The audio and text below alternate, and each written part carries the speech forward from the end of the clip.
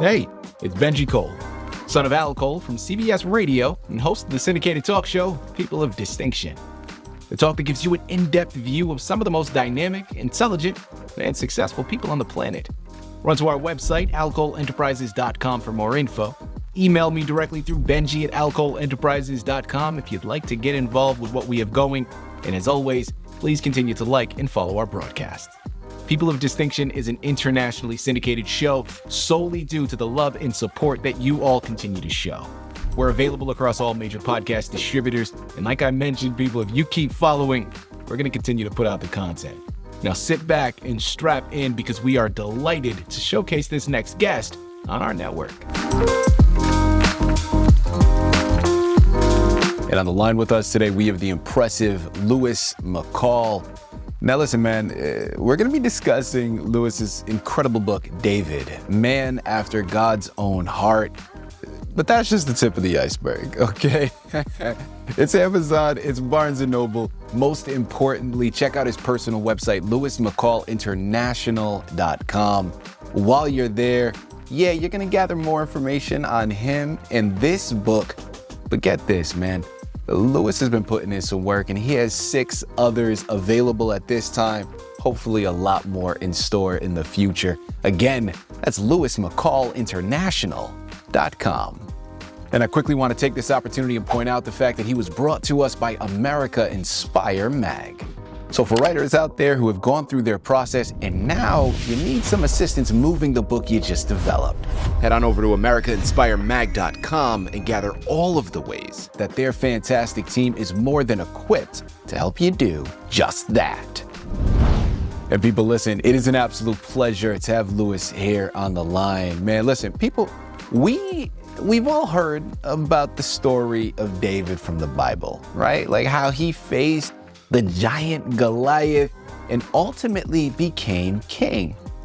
But for many of us, that's where the story ends, right? Like we don't know more than that. Now, for the people that are believers, people that are invested already in that faith journey, you may know more, but many others don't. Well, today we're diving deeper, okay? This is a story about the unbearable cost of destiny. From shepherd boy to fugitive to king, David's life reads like the ultimate epic, man. Battles, betrayal, heartbreaking loss, and shocking scandal. But at its core, it asks one brutal question. Can profound spiritual connection and profound human failure actually coexist in the same person?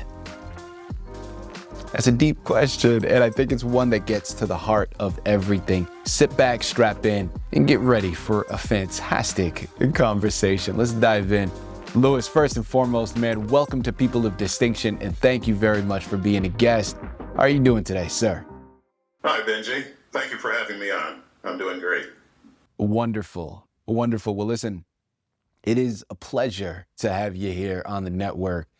As I mentioned, man, David is a figure that we've all heard of, right? I mean, churchgoers and atheists alike, but you've gone about portraying him in a different way. And we're very, very excited to dive in, right? We're very excited to get to be familiar with this larger than life figure. Now, before we jump into the book, Louis, start off first and foremost by telling us a little bit more about yourself and your background. Well, I grew up in Chicago.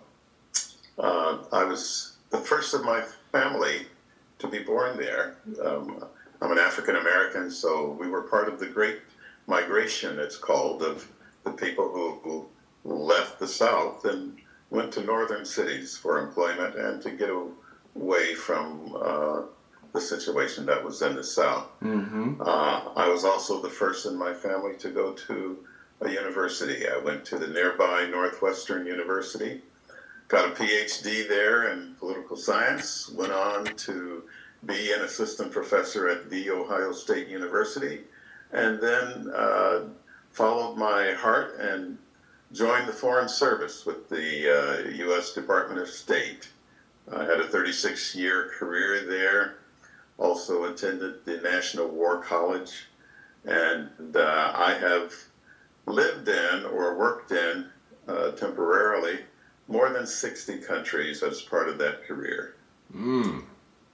Love it. Okay. Well, listen, man, congratulations on a very impressive career. And let's jump into the book now, man. Give us a brief synopsis of it so we know what to expect when we head on over and pick it up.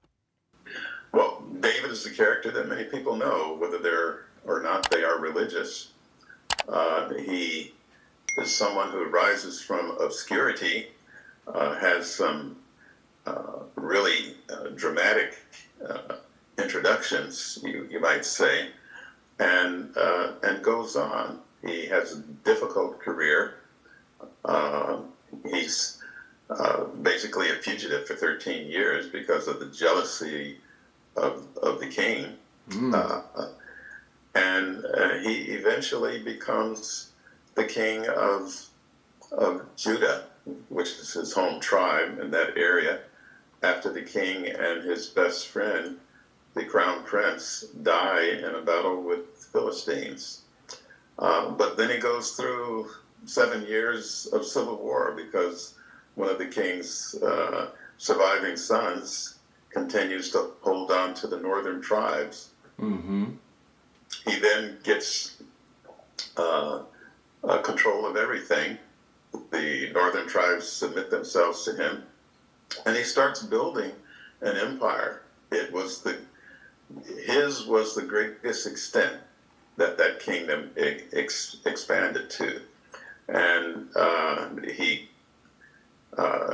basically fought many wars. He also put people under tribute, and he used that to provide for the temple. There was no temple, but what he did was he brought the key piece of that temple, which was the golden Ark of the Covenant. He brought that to Jerusalem for the first time, and he set it up in a way that had never been seen before.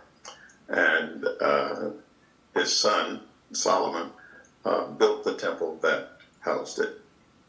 You know, Louis, you highlight the 13 years as a fugitive, and listen, as a time where David developed an intimate relationship with God.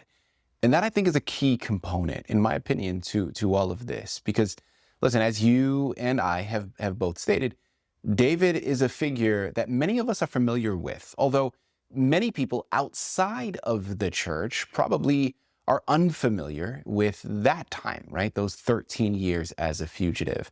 So let's diagnose that a little bit further. Let's go there next. How did that trauma of being haunted by God's anointed king simultaneously forge his faith and prepare him for the decisions of his own kingship?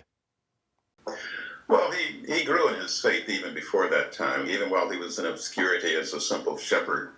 That began the basis because of his communing with God. And the prophet Samuel came and anointed him, fearing that the king would want to kill him, Samuel, if he was anointing someone else to be king. But nothing changed. He was anointed. His brothers were jealous. They thought that they should have been anointed king. And he continued to take care of sheep. But when he had his big breakthrough, which was to kill the giant Goliath, who was kind of like a super warrior, and he did that against the denigration of his oldest brother Eliab, who thought, "Hey, you just come here to see the battle. You know, who would you leave those few little sheep with back home? You get out of here." He killed the giant that no one else was willing to face. And it was then that people sang songs about him, giving him a greater measure of glory than the king. And that's what caused the king to get just furiously jealous and tried 2 or 3 times to kill him. at close hand inside the palace. So he had to run for his life, and that was an up and down affair because of people that he convinced to assist him, a town of priests. When Saul came after him, King Saul came after him, he had everyone in that town massacred. There was only one guy that survived. And he hid in caves and forests. He wouldn't stay in cities too long, even if the cities had walls and gates, that sort of thing, because Saul was coming after him. And if he got caught inside a city, he'd just surround it and just as well torch it in order to get to him. So as a result, David was depressed at times, even though once he was anointed by the prophet Saul, the Spirit of God came on him, and he was a different man. And of course, God was with him to kill that giant. But that wasn't the only giant. There were other giants.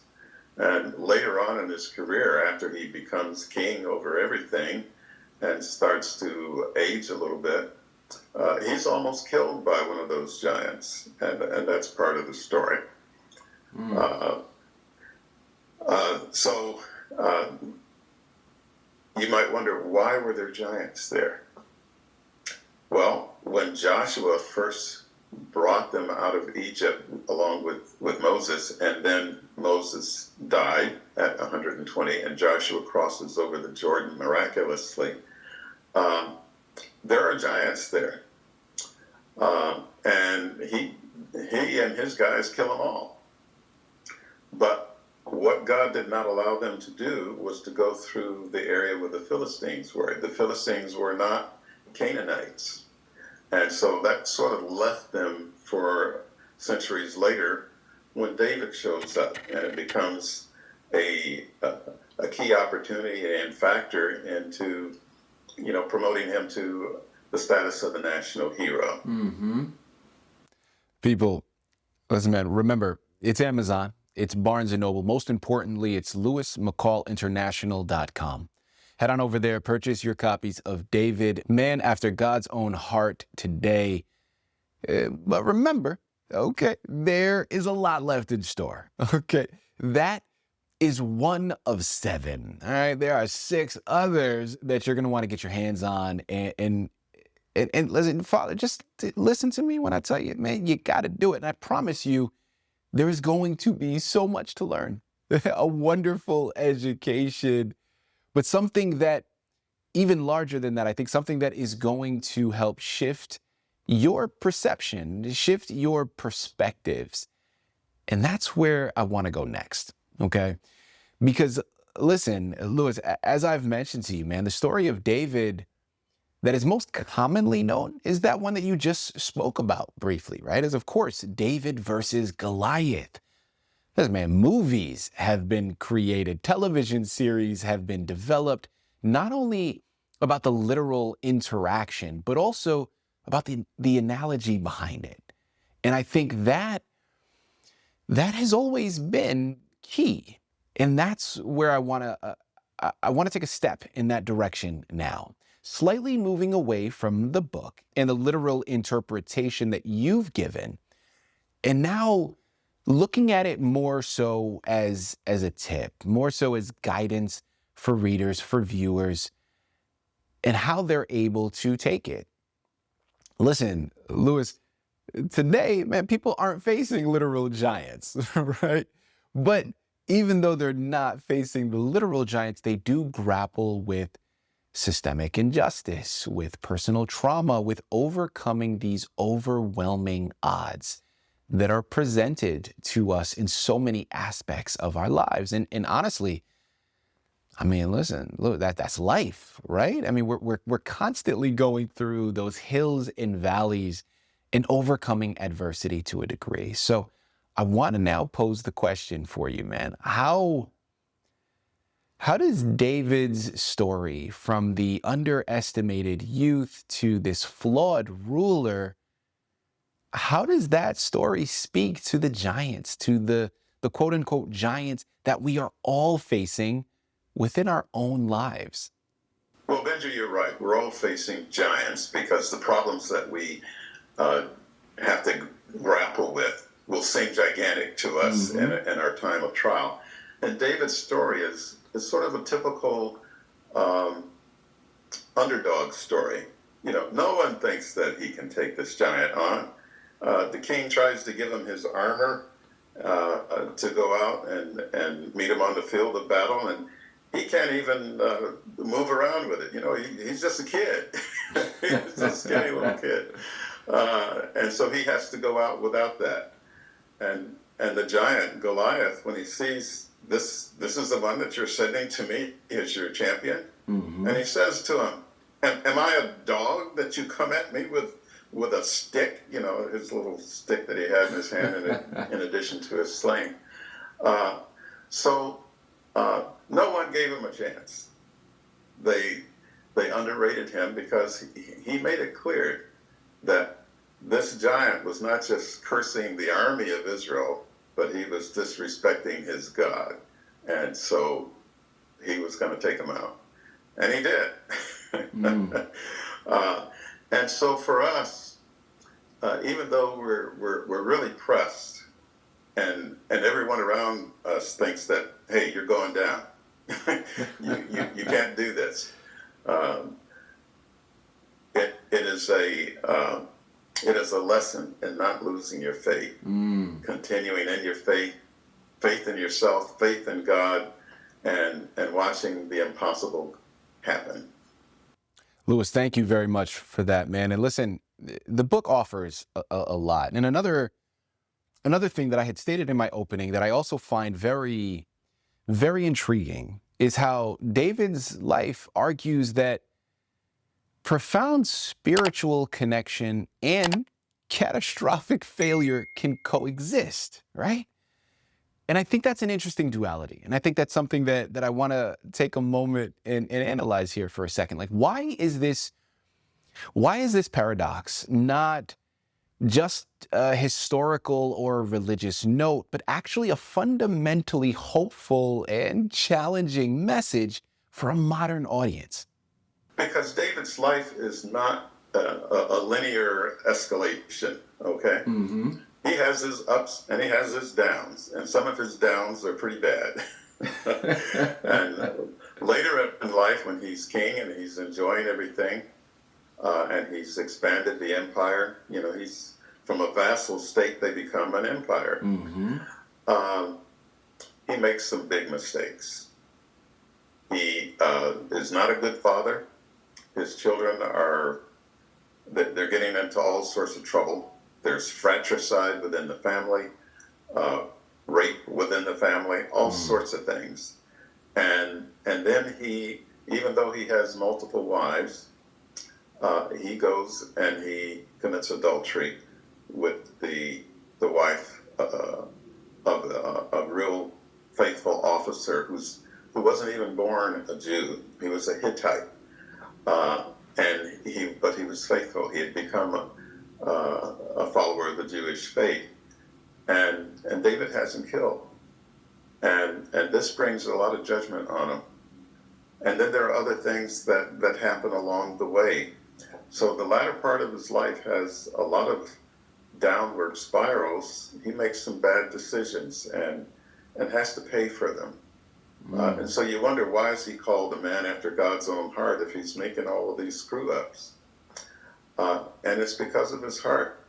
When he gets punished by God for what he did with Bathsheba and taking that other man's wife, or in getting sort of puffed up over the number of fighting men that he had and taking a census of them, and God says, okay, I forgive you, but there are consequences. And when he had tried to number the number of fighting men that he had, God speaks to him through his prophet and says, okay, God says you got three choices. Which one do you want for your punishment? And David throws himself on God's mercy. And And when miraculously he comes to the point where God has him facing a big angel who is really killing people, and that's part of the punishment. He says, look, these sheep of yours haven't done anything wrong. It was me. Take me out. Kill me, my whole household, my relatives. That is one of the things that touches God's heart, that he's willing to sacrifice himself, not someone else, but he's owning up to his failures, and he's seeking forgiveness. And God, the message in here is that, yeah, you may fall, you may screw up, but God is full of mercy if you face your own failures, admit them, and seek his forgiveness. Louis, man, that is a great message. And thank you very much for interpreting it that way and for sharing it with us. And listen, when I think of the story of David, when I think of the story of David versus Goliath, like I had mentioned to you, there's the literal story, but then there's also the message behind it. And the message is something that has always resonated with me. And I know it has for so many others out there listening in, right? Because really, when you think about it, it's a mirror. It asks us to look at our own ambition, our own failures, our own search for grace, and in so many aspects of our lives, and in our relationship with God, that's what we're doing, right? I mean, we're constantly reassessing and trying to find it. But human beings are flawed, man. We're dynamic, and I think that's. But this is a redemption story, and we all need redemption. Yes, we do. But I love that message, and I think you've captured it perfectly, man. So, listen, people. I'm going to say it again. It's there on the screen. I know I don't have to, but just to solidify it one last time, remember, man, it's Amazon, it's Barnes & Noble. Most importantly, it's LouisMcCallInternational.com. Head on over there, purchase copies of these amazing books. Be on the lookout for hopefully a lot more on the horizon, all right? There's 7 of them things already, and hopefully a lot more in the future. You just got to check back in frequently to make sure that you're staying on top of it, okay? You know where to go. Louis, this has been an absolute pleasure, man. A true delight and an absolute honor. I really do mean that. Thank you once again for comprising these books, but most importantly, thank you for being a guest here with us to discuss it all through people of distinction. Thank you, Benjie.